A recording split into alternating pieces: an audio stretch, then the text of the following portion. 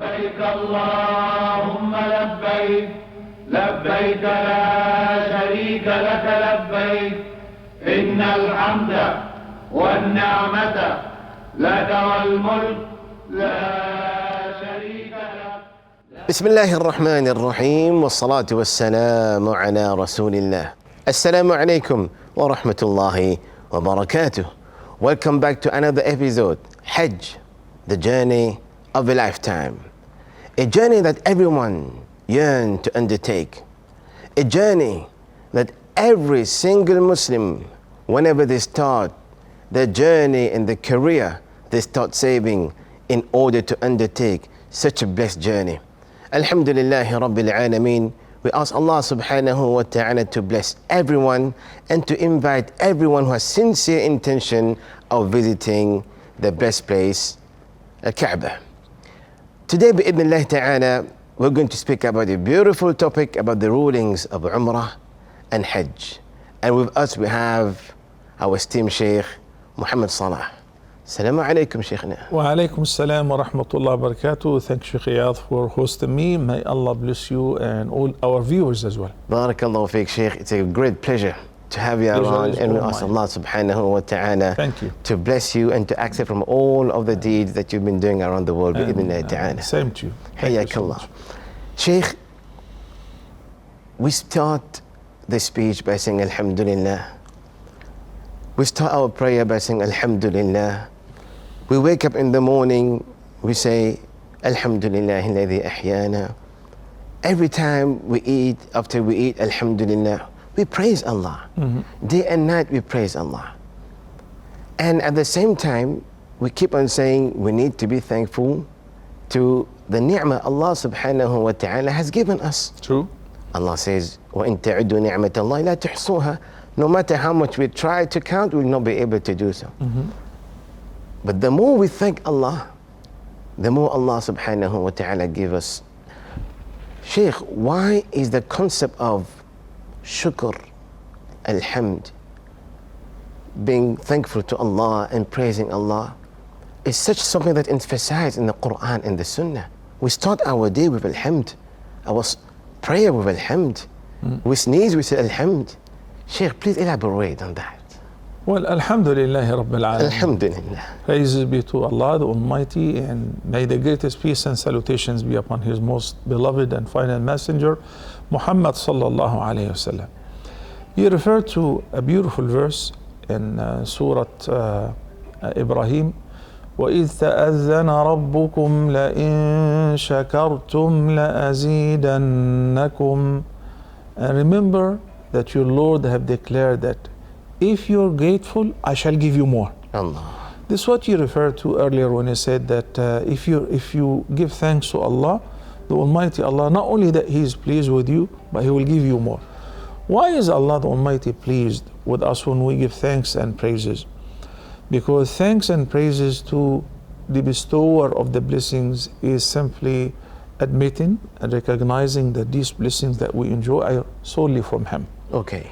So when He said Alhamdulillahi Rabbil Alameen, you acknowledge that He is the Lord of everything that exists. You acknowledge that He is the one who bestowed whatever blessings that you are enjoying upon you, and then you need to tell Him thank you. Telling thank you is not simply verbally. Okay. Verbally is one of the means of saying thank you Allah for your countless blessings.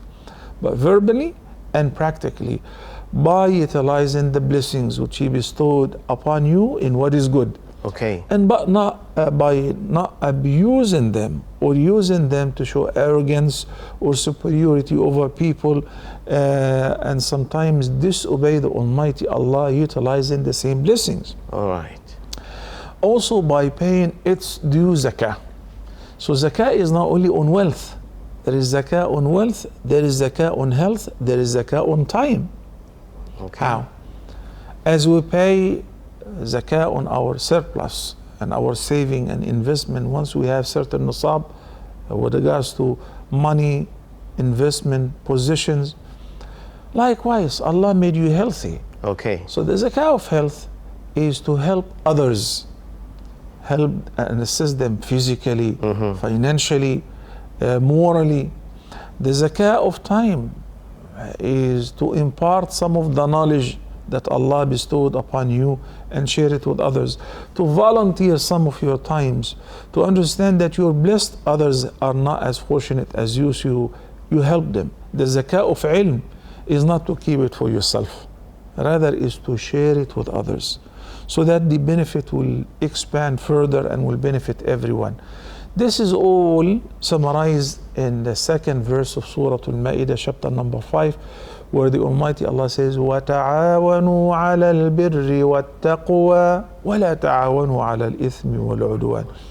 You should help one another, assist one another in doing what is pious, what is righteous, what is good. And you should not associate yourself or assist and help others in doing what is evil. The best deed before Allah is قضاء حوائج الناس, helping others. Sometimes this help is financial, and sometimes it is physical. Give somebody a hand. And sometimes when you talk to somebody, when you hear somebody who is in depression, somebody is about to take his life, somebody, he and his wife are having some issues, are on the verge of getting divorced. So you intervene and you reconcile between them. You know, Islahu Dhat al-Bayn, this is what the Prophet ﷺ said, is on top of the righteous deeds. Okay. The best deed before Allah subhanahu wa ta'ala. Then in another hadith, the Prophet ﷺ said, أَحَبُّ النَّاسِ إِلَى اللَّهِ, the most beloved of all people to Allah and the dearest of all people to Allah, أَنْفَعُهُمْ لِلنَّاسِ, one who is more helpful, beneficial and useful to people. Again, that could be financial, that could be physical, that could be moral, by every possible means. Allah created us in order to get to know one another and help and assist one another. And by the way, this is not limited to only helping and assisting fellow Muslims, but anyone and everyone, Muslims and non-Muslims, believers and non-believers, and even not only human beings and even animals.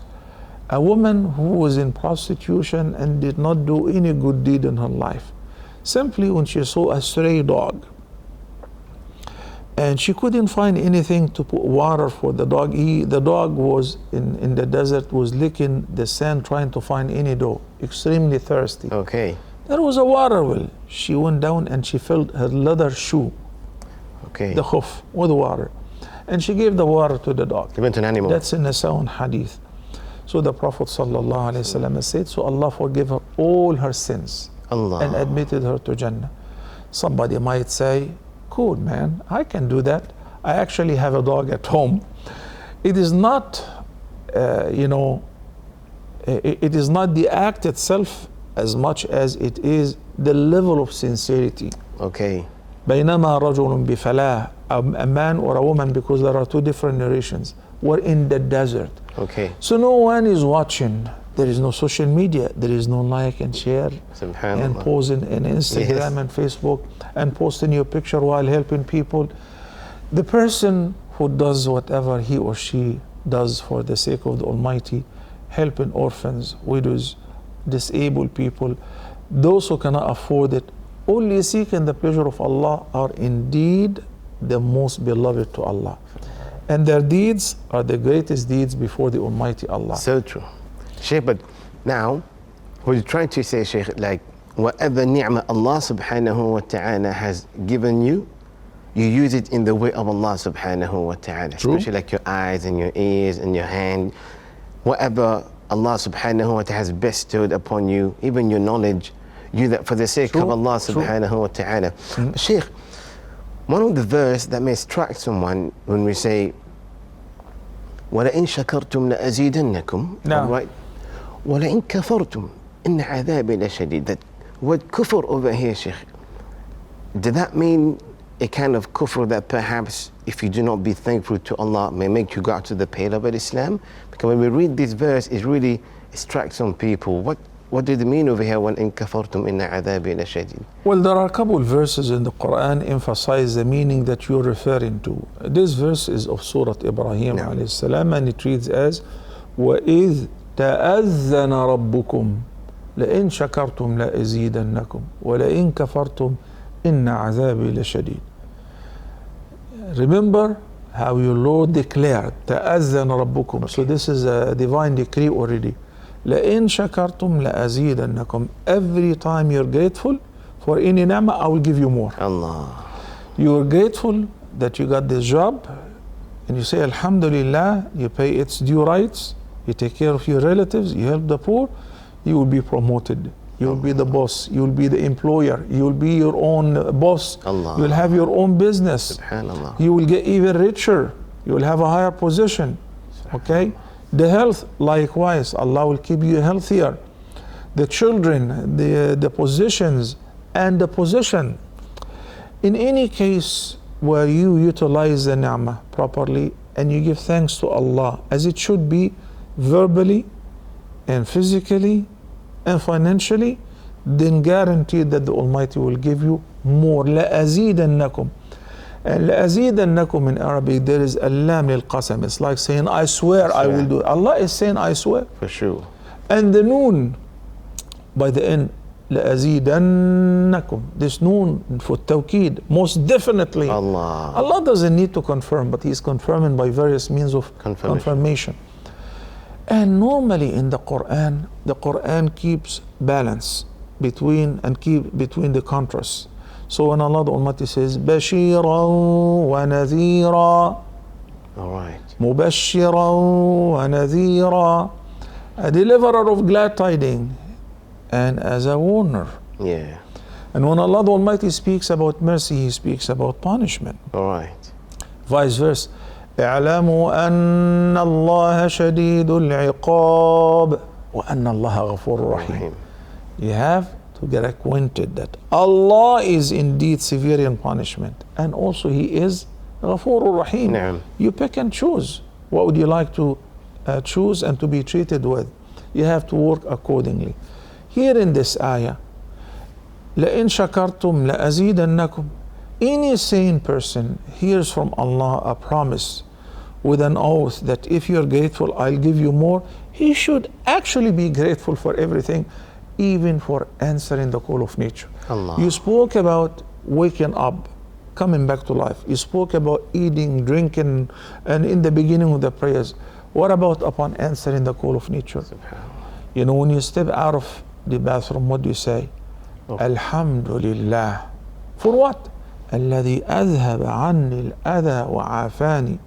Excreting the waste, the toxics, is such a great blessing.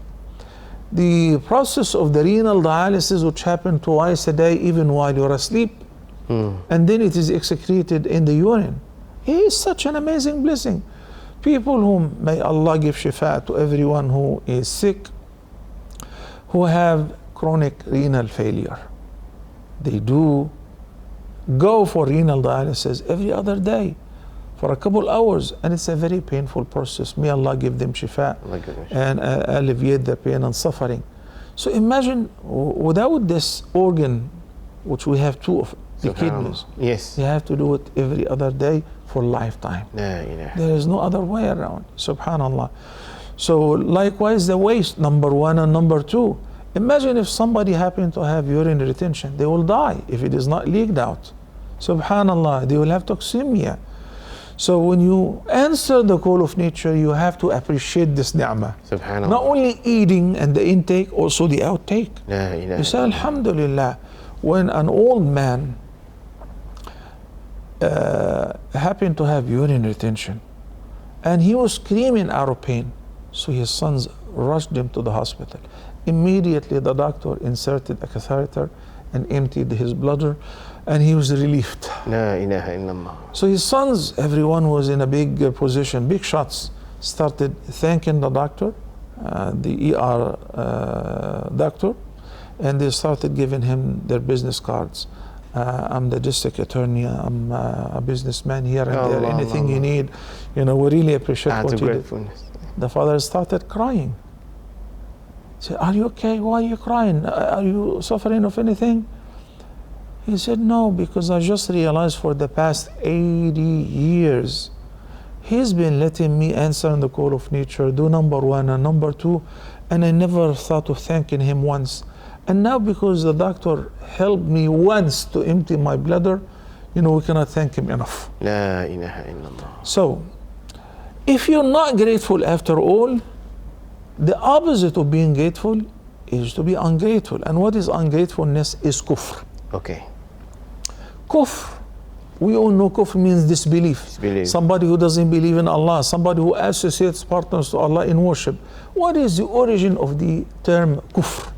To cover?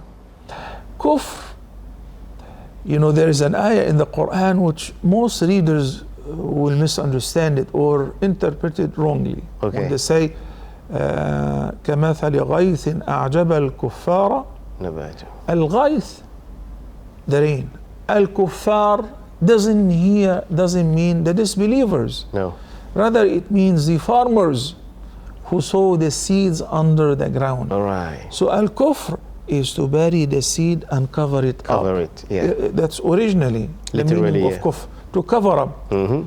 So, when Allah blesses you with countless blessings and you neglect them and you cover them up and you turn a blind eye, it's like, this is because I deserve it. Like Qarun. Yes. Qarun was given wealth that no one was given before. Subhanallah. ما إن مفاتحه لتنوء بالعصبة أولي القوة. The keys to the treasures which have his gold and silver were put in boxes. 10 powerful people were not able to carry the boxes which have the keys to the safes and the treasures. Subhanallah. That to that extent, إذ قال له قومه لا تفرح. And Musa alayhi salam reminded him to pay his due zakah and to take care of the poor. He said, إنما أوتيته على علم عندي. How often we hear that? Some business owners and some successful people, when they're being interviewed, they speak about how independent they were, how they started this empire from the scratch, and they made it all because of their intelligence. I was genius since my childhood. Oh, guess what? There are a lot of more genius people who are working for you. La ilaha illallah. But it is a matter of Allah subhanahu wa ta'ala يبسط الرزق لمن يشاء من عباده ويقدر له. Yeah. It is Allah who gives the rizq to whomever He wills and in abundance, and sometimes He restrains it, restricts it, and gives a little bit to others. Not because of your intelligence, not because you're genius or invisible. It is Allah's decree and it is Allah's wisdom. And by the end, it's a matter of test. He tests the rich with the richness. He tests the poor with the poverty. Allah. He tests the healthy with health. He tests the sick with the sickness. It is their patience or their arrogance and how they're going to behave about it. We should perceive everything around us as a gift or a test. Allah. A gift or a test. If it is a gift, I should be grateful. I will get more. If it is a test, I should be patient.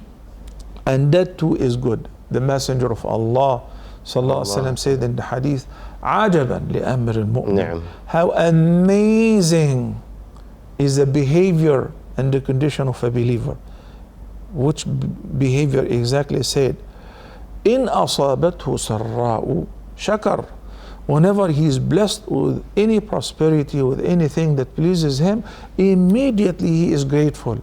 He is thankful to Allah. He prostrates himself in sujood shukr, and he knows what to do next. Yeah. Shares with others. Yeah. Then, وَإِنْ أَصَابَتْهُ ضَرَّاءُ صَبَرْ. And if he is tested and afflicted with a trial, he endures it patiently. He doesn't object to Allah's decree. He doesn't jump around in rejection and objection. He doesn't say, why me? Why do you do that to me? I'm being a good servant to you. So whether he's blessed with a ni'mah or he's tested with a trial, he behaves as the Prophet ﷺ said. Then he said, وَلَيْسَ ذَلِكَ إِلَّا لِلْمُؤْمِنِ.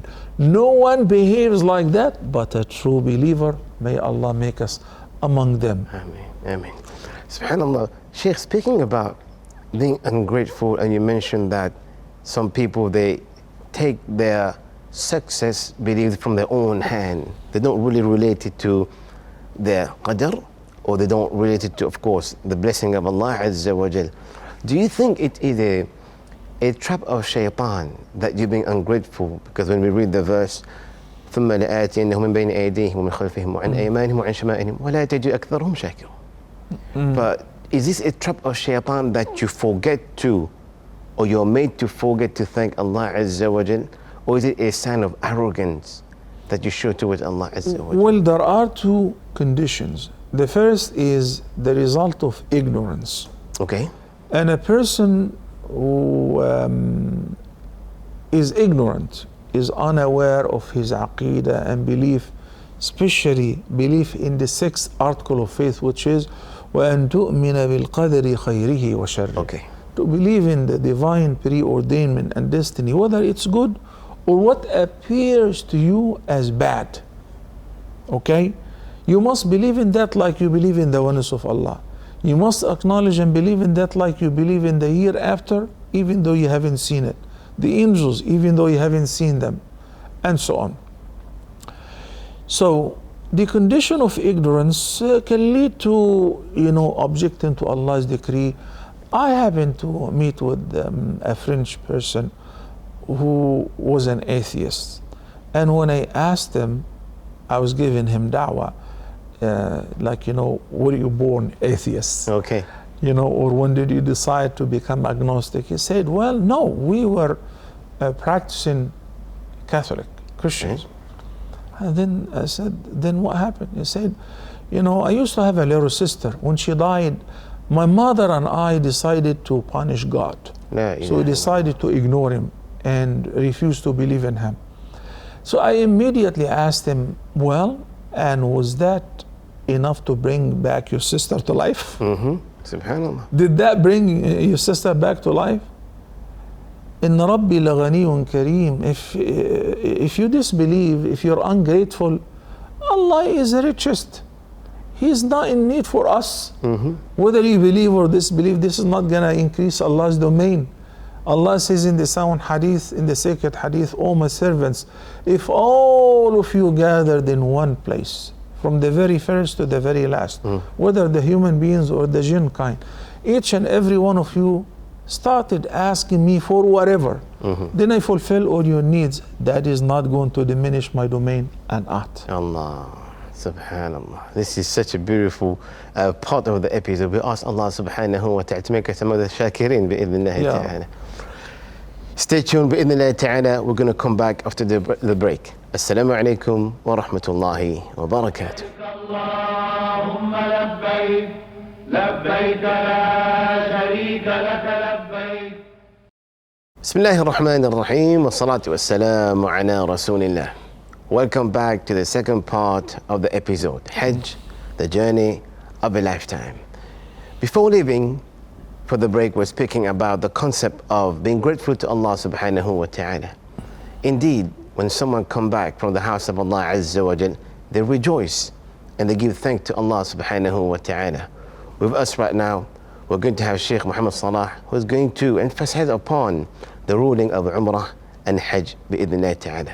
Sheikh, barakallahu feek, and thank you for your patience. Wa fikum barak. Some of the viewers might assume, Sheikh Iyaz was talking about Hajj, and then in the first segment he was talking about Hamd and Shukr. Yeah. What is the link and the connection between Hajj or Umrah and being grateful? Actually, they're connected. Yes. There is a very strong bond between both of them. Actually, they're inseparable. And I really appreciate that you brought this up in the beginning of talking about the manasik of Hajj and Umrah and the rituals. Because that many of us, when it comes to the acts of worship and the rituals, they focus on the mechanical process. Okay. And they're very negligent of the moral part of it and the spiritually uplifting experience of it. I want you to imagine one thing in order to know why Hamd and Hajj are inseparable and they're connected.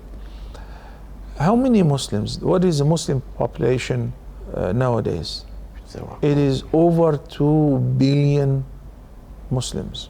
Perhaps more. Over 2 billion Muslims. It's 2.1, something around there. Okay. How many of them would love to go for Hajj? I would say the 2 billion. I think definitely. Even non-practicing Muslims dream of going for Hajj. Subhanallah. So that it will be a turning point and God will forgive them their sins, etc. Okay? How many people can go for Hajj every year? Just a couple millions. Yes. So from a couple billions, only a couple millions Can go for Hajj. can go for Hajj. Which means if Ayaz finds his name and receives a visa to perform Hajj, you should really appreciate that Allah. big time. A Subhanallah. great deal. It is a great deal. You know what it means? It means you've been invited. You've been invited by the king.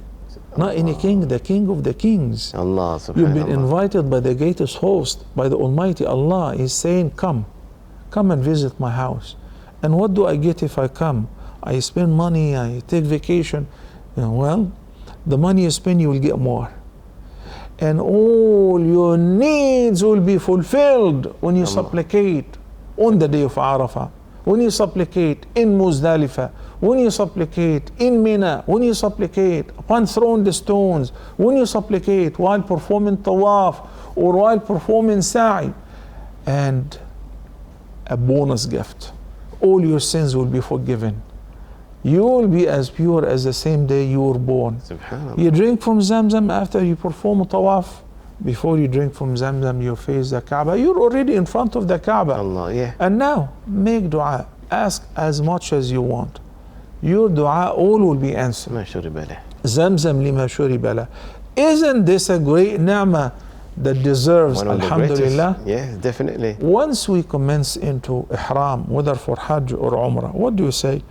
لبيك اللهم لبيك لبيك لا شريك لك لبيك إن الحمد لك والملك لا شريك لك. Indeed, most certainly, all the praises, alhamdulillah, all kind of praises, all kind of thanks and gratitude belong to you. لا إله إلا You're the most worthy to be thanked, to be praised, to be shown gratitude. لا إله إلا الله. So when we commence into Umrah or Hajj, we declare that we say, Inna alhamda wa ni'mata. Look at the sequence. Allah. Alhamd. All the hamd belongs to you. You're the most worthy to be praised. Why? Because an-ni'mah all belongs to you. لا إله إلا الله. Inna alhamda wa ni'mata. There is a beautiful dua which most Muslims know. I'm very certain that our viewers are fully aware of, which is known as Sayyidul Istighfar. Allah. The master dua for seeking forgiveness. And the Prophet ﷺ said, if you recite it in the morning, then you happen to die during this day, you go straight to heaven. And if you recite it in the evening before sunset, then you happen to expire during this night, you still go straight to heaven. Allah. Why? In this dua, you say, أبوء لك بنعمتك علي وأبوء بذنبي. أبوء لك بنعمتك علي means I admit, I acknowledge all your blessings upon me. I know that everything I've got is from you. لا إله إلا الله. وأبوء بذنبي. And I also acknowledge my sins. So I admit I'm a sinner and you are the bestower of every blessing. فاغفر لي. I beg you to forgive me. فإنه لا يغفر الذنوب إلا أنت. The absolute monotheism, the absolute tawheed is presented in this dua, and that's why the Prophet ﷺ named it Sayyid al-Istighfar. One of the prophets of Allah, Prophet Sulaiman, you know, is given countless blessings. Yeah. He asked Allah to give him a domain and a kingdom that was not given to anyone, nor will it be given to anyone after him. And Allah gave him, so that he was able to communicate with birds, insects, fish, you know, angels, jinn. He made the jinn, all the jinn and Satans subservient to him. The wind was made subservient to him. Oh Allah, teach me something to thank you with. Allah said, you just did. I did? How? By acknowledging that all the blessings that you are enjoying are from me. Allah. So this is number one, the first step. When you go for Hajj, you need to understand that you're not going for Hajj because you can afford it, Allah. or because you are an American citizen and with the blue passport you can go whenever you want to. Subhanallah, subhanallah. You know, or because you know the ambassador and with a single phone call he will give you a complimentary visa. Nor because you have your own private jet, 787, and you can fly whenever you want to.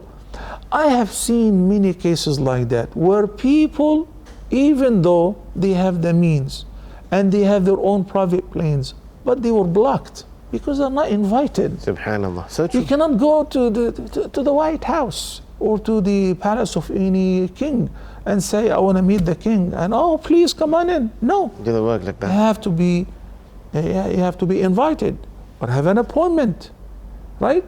What about the King of all kings? Allah. To visit his house and to get the package which we spoke about before, answering your dua, granting you forgiveness. You gotta be invited.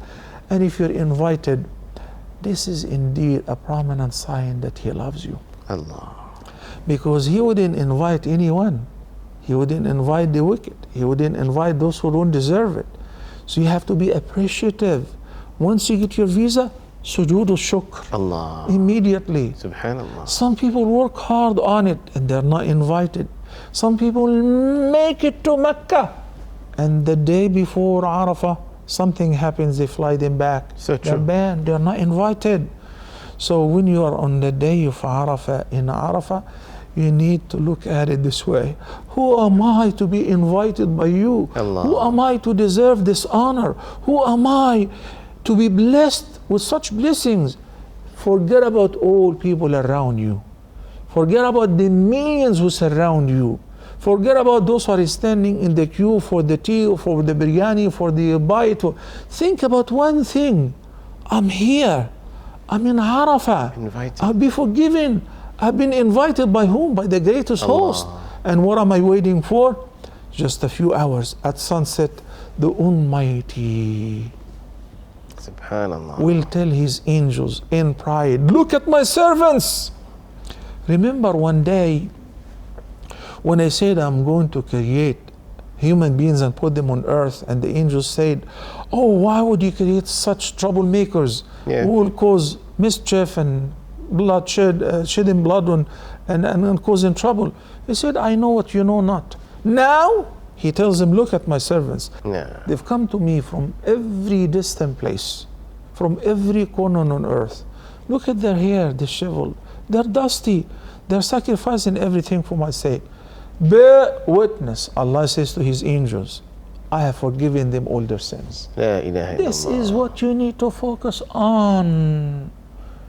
You know, logistics, mechanical process. When are we leaving? We've been standing for a while. The train is late. The bus is whatever. The food was not hot. That's insignificant, So man. Forget about all of that. You can discuss this later on. You can fight it later on. But there, did I make it? Am I actually in Arafah? Am I one of those whom Allah looks at me with mercy? Am I gonna be one of those whom Allah will say, go home, maghfuran lakum? I have forgiven you all your sins. This is mind-blowing. Will make you think about nothing but saying Alhamdulillah. Alhamdulillah. And making istighfar in case that I've done anything needs to be Shortcomings. forgiven. A slip of my tongue, I wasted my time, I hurt somebody's feeling. So make istighfar. So a combination of hamd and istighfar. Subhanallah. Even sometimes, Sheikh, when you see some people, when they see the Kaaba the first time, when they see it the first time, they're in tears and they start crying. Is it some kind of sign that they've been thankful to Allah? Is it kind of a shock? And then when we see that, we're like, why do you actually shed tears? But not everyone do so. Sometimes at the time they see this, they feel like, subhanallah, this is the time I need to give a thank to Allah subhanahu wa ta'ala. Habibi, why only the first time? Every single time you're invited, even if you, I know people who have performed Hajj 54 times. La ilaha illallah, subhanallah. MashaAllah. Consecutively. They only missed Hajj during COVID. Allah. Because it was not allowed. Yes. And they were over age. Otherwise, annually. MashaAllah, they're well off and they can make it. They've been invited by Allah subhanahu wa ta'ala. They know how to use the wealth that Allah bestowed upon them. Every single time you're invited, every single time you lay your eyes on the Kaaba, same feeling. It's not like you get used to it. No, it's something, every time you renew your covenant with Allah and you realize that you're blessed, Allah. you're very fortunate. Again, out of all those billions of people, you among few have been invited. It's such a blessing. So yeah, when you shed tears, that reflects you're really focused on the spiritual part of Umrah, the reality of Hajj. You have forgotten about the fatigue, the travel, the hassle, and what you spend, and you're thinking about one thing, what you'll be getting from Allah. Allah, subhanallah. La ilaha illallah. Subhanallah, the concept of shukr when it comes to people going for Hajj and people going to Umrah, it really revive it. Subhanallah. And it makes you understand that this is one of the, I would say, perhaps you can correct me, one of the objectives of, I would say, of ibadah. But Shaykh, the question that comes into mind when it comes to shukr, where we know we can actually link that to Hajj and Umrah, when Allah subhanahu wa ta'ala mentioned, yani, Allah subhanahu wa ta'ala mentioned in the Quran, أخرجكم من بطون أمهاتكم لا تعلمون شيئا. Yani you've been removed from the womb of your mother, you knew nothing. وجعل لكم السمع والأبصار والأفئدة لعلكم تشكرون. Why Allah subhanahu wa ta'ala mentioned you were ignorant at the beginning and bestowed upon you hearing, bestowed upon you your sight and everything, for you to be grateful. True. Perhaps maybe it could be for you to be able to make ibadah. But Allah subhanahu wa ta'ala mentioned a shukr in this. Did that really emphasize that one of the objectives of ibadah is to make shukr to Allah Azza wa Jal? Absolutely. وَمَن يَشْكُرْ فَإِنَّمَا يَشْكُرُ لِنَفْسِهِ. Okay. And whoever is grateful, he is grateful only for the benefit of himself. وَمَن يَكْفُرْ. And whoever is ungrateful, indeed my Lord is all rich and he doesn't need anyone. And he's all worthy of praise, whether you praise him or you don't. He doesn't need you. So basically being grateful is a sign of appreciation and is a sign that you are being blessed. Allah. Because guess what? And this is really something amazing. You know when you say Alhamdulillah, what it means, what it entails, it means you're appreciative, you're a believer, you understand that this is from Allah, you recognize His blessings and you're grateful. Guess what? That itself is a blessing. Yes. Because there are other people who are enjoying Allah's blessings, but they do not recognize it, whether due to ignorance or due to arrogance. So you're saved from both afflictions. You're being grateful. Cool, Alhamdulillah, I'm very happy. Don't you think that's another blessing? That's even a better blessing. Allah. That's even a better blessing.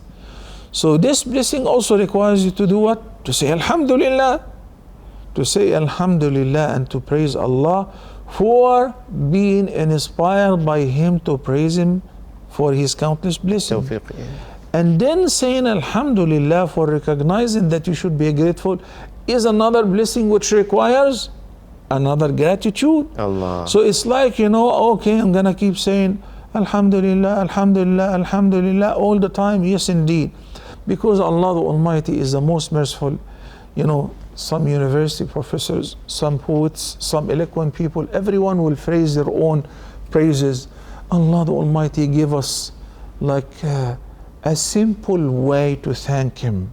And He made it by default 17 times a day if you're only praying the 5 daily prayers with no nawafil. Alhamdulillahi Rabbil Alameen. So He is helping us to be grateful by saying it in every prayer.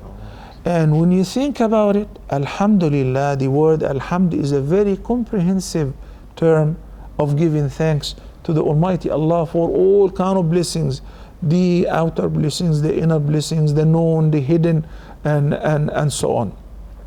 So yes, indeed, being blessed to recognize Allah's blessings and saying Alhamdulillah, or showing gratitude by any of the means that we mentioned, verbally, practically, and obviously by sharing what you have with others, all of that indicates you're blessed, which requires another Gratitude. thanks. Allah.